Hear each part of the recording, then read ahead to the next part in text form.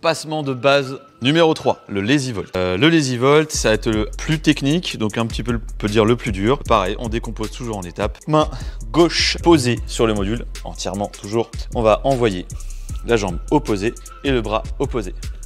Dans la même direction, 45 degrés. Au début, vous pouvez dire à l'élève de poser la fesse gauche, tourner autour et reposer la main droite pour repousser le corps. Ça, c'est la première étape importante déjà à maîtriser. On pose les fesses tout doucement.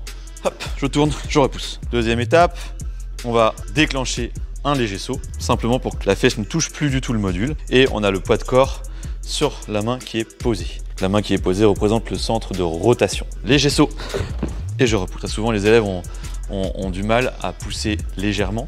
Ils se retrouvent à trop pousser sur les jambes et du coup ne peuvent pas repousser sur la main. Donc bien dire à l'élève d'y aller tout doucement. On a presque l'impression que les fesses vont frôler le module. On est tout doux sur la poussée et c'est un passement très important de le savoir. C'est un passement qui va nous servir très souvent à descendre des murs. Donc on accompagne la descente par l'arrière avec la poussée des mains. Donc on va pousser forcément moins fort s'il y a de la hauteur à descendre et plus fort s'il n'y a pas de hauteur.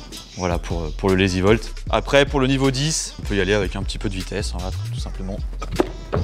Et essayer d'aller le plus loin possible derrière. Toujours en étant progressif. Attention, la chose importante, la repoussée derrière, si j'ai beaucoup de vitesse, peut engager très fortement l'accident du poignet sur la glissade. Donc soyez toujours très attentifs et prévenir l'élève de cette potentielle blessure. Bien repousser, anticiper la posée de la main. Pour mieux comprendre tout ça, je t'invite à te procurer notre livre, tu trouveras le lien dans la description.